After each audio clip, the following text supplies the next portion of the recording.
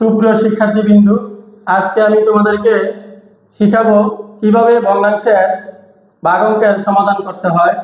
দেখো, এখানে তোমাদের বইয়ের 61 পৃষ্ঠার একটি অঙ্ক আমি লিখে রেখেছি। এখানে বলা আছে হিসাব করো। তাহলে আমি অঙ্কটা এখন সমাধান করব। দেখো, প্রথমে আমি লিখব 9/2। তারপরে দেখো এখানে ভাগ চিহ্ন আছে। ভাগ অঙ্কের নিয়ম অনুসারে সমাধান করতে হলে ভাগ চিহ্নটাকে গুণ চিহ্ন দিতে হয়। গুণ চিহ্ন দেওয়ার ফলে পরবর্তী যে ভগ্নাংশটি থাকে ওই ভগ্নাংশটিকে বিপরীত ভগ্নাংশ করে লিখতে হয়। অর্থাৎ হর চলে যাবে লবে এবং লব চলে আসবে হরের মধ্যে। তারপর দেখো এখানে ভাগ চিহ্ন আছে, আমি দিয়ে দিলাম গুণ চিহ্ন।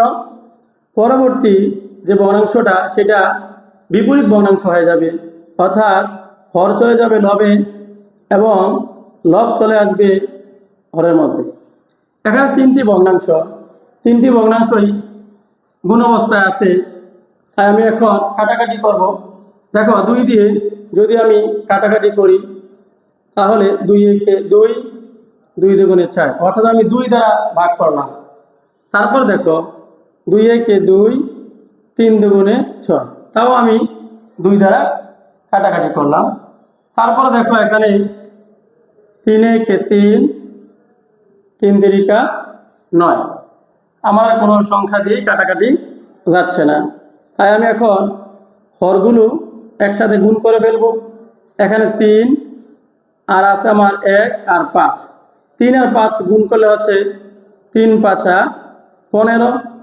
লবের মধ্যে আমার আছে 1 7 1, গুণ করলে হচ্ছে 7। অর্থাৎ এটাই ছিল আজকে আমাদের অঙ্কের সমাধান।